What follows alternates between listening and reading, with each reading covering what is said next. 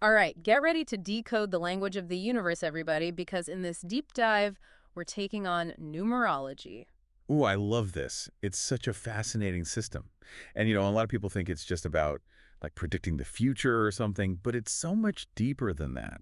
Right. Like, I've always been intrigued by numerology, but Find Your Life Path really breaks it down in a way that just clicks. Totally. And it's packed with insights. Like, did you know Nikola Tesla was obsessed with numerology? Wait, seriously, Tesla, as in the genius inventor Tesla. The one and only. He was fascinated by numbers, especially 3, 6, and 9. He believed they held like these profound universal secrets or something. Okay, that's kind of wild. And speaking of universal secrets, the book also mentions the Fibonacci sequence, that whole thing where each number is the sum of the two before it. Apparently, it pops up everywhere in nature. It's true. From seashells to galaxies, it's this hidden code that connects everything. So is that what numerology is all about, cracking this code? Well, it's about tapping into those unique vibrations, those energies that numbers hold. It's like numbers have this symbolic language, and numerology helps us understand it. Okay, I'm picking up what you're putting down. So it's less about fortune telling and more about self-discovery. Exactly. It's a way to connect with your intuition and understand yourself on a deeper level. I like that. It's like numbers are the secret language we can learn to understand. And the book mainly focuses on Pythagorean numerology, right? Right? It's one of the most popular approaches. So how does it work? Like, what makes it so special? Well, it all starts with your name. Each letter in your name vibrates at a specific frequency, which is represented by a number. Hold on, hold on. So, like, my name has a frequency. In a way, yes. Think of it like this. Each letter has an energy, and that energy is represented by a number. Okay, that's pretty cool. So what do we do with these numbers? We add them up, and then we keep adding until we get to a single digit. That's your core number, your essence, like a numerological fingerprint. So if my name adds up to, say, 25, I'd add 2 plus 5 and get 7. So 7 would be my core number. You got it. But there are also these things called master numbers, 11, 22, and 33. These aren't reduced any further. Master numbers. Ooh, sounds powerful. What makes them so special? Think of it like this. If single-digit numbers are like individual instruments, master numbers are like a whole orchestra playing together. They have this amplified energy and potential. But of course, that comes with its own set of like challenges and opportunities. Okay, so it's like leveling up in the game of life.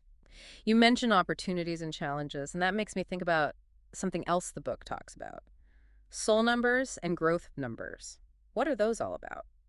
So your soul number, it's like looking at your factory settings, the core essence you were born with. It's all about your inherent strengths and talents. And we figure that out using our birth name, right? Just the vowels in your birth name, actually. Okay, vowels only. Got it. And what about this growth number? How's that different? Well, that's calculated using all the letters in your full birth name.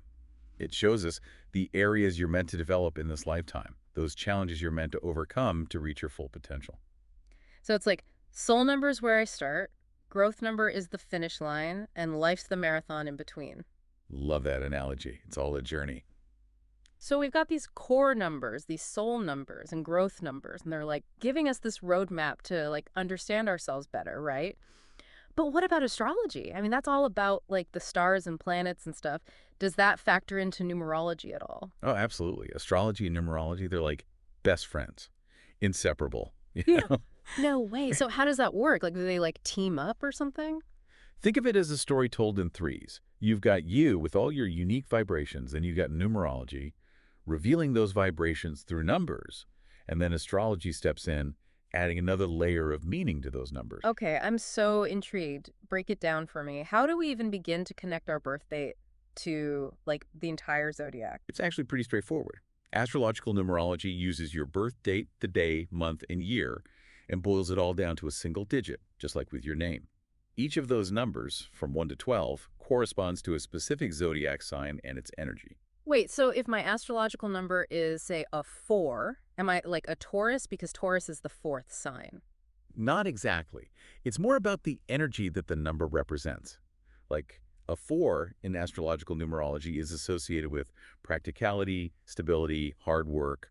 Those are all themes connected to Capricorn, which is actually the 10th sign. Oh, okay, I see. It's not about the order of the signs, but the energy they embody. That makes sense. Exactly. And it gives us even more insight into our strengths, weaknesses, and life path. It's like each number is a character in your story, and astrology helps you understand their motivations. This is blowing my mind. Okay, so we've got Pythagorean numerology based on our name, and then we've got astrological numerology using our birth date. Is there anything else? Because, the universe loves to keep things interesting. And speaking of interesting, we have to talk about angel numbers. Like, I see those repeating numbers everywhere I look. What's the deal with those? Right. Angel numbers are like little winks from the universe. Okay, pay attention. But why all the secrecy? Why can't they just, like, send a text? Think of it as a gentle nudge, a reminder that you're not alone, that there's a bigger picture unfolding. Those repeating numbers are like messages from your guardian angels or whatever you believe in, your higher self, the universe, whatever resonates with you. Okay, so how do we know what they're trying to tell us? Like, I see 11 on the clock all the time. Does that mean I should buy a lottery ticket? Well, 11.11 is often associated with new beginnings, aligning with your soul's purpose, things like that. So maybe instead of a lottery ticket, it's a sign to start that project you've been putting off. Hmm, interesting. Start that project, huh? Okay, universe, message received. But there are so many other angel numbers. Like, what about 444? I see that one everywhere, too. That's a powerful one. 444 is often associated with protection, stability, and the presence of your angels all around you. Yeah, It's like a reminder that you're supported, even when things feel tough. okay. That's actually really reassuring. So it's not just about seeing the numbers, but about, like, understanding what they mean and how they connect to our lives. Exactly.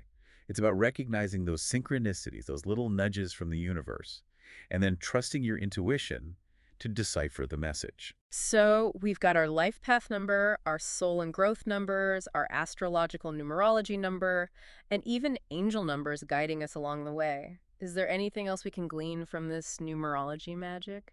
There's actually one more fascinating aspect we haven't even touched on yet, your unique birthday number. Wait, my birthday has its own special number. Tell me everything. Okay, so you say my birthday has its own special number. Spill the tea. What's so unique about this birthday number? It's like, think of it as the cosmic signature you were born with, like a numerological birthmark, you A know? numerological birthmark. I like that. But how's it work? It's not like our life path number where we're adding things up, right? Nope, no adding this time. We're keeping it simple. It's just the exact day you were born. So if you were born on the 10th, your birthday number is 10. On the 1st, your birthday number is 1. Easy peasy. Oh, okay, so no complicated calculations this time. Just the day of the month, plain and simple. So, what does my birthday number say about me? What if I was born on, let's say, the 15th? Well, according to Find Your Life Path, people born on the 15th are often described as like naturally magnetic. They have this charisma that draws people in. They're often drawn to creative pursuits, like they've got this inner spark. Ooh, the 15th sounds pretty great so far, but there's got to be a catch, right? Like every rose has its thorns.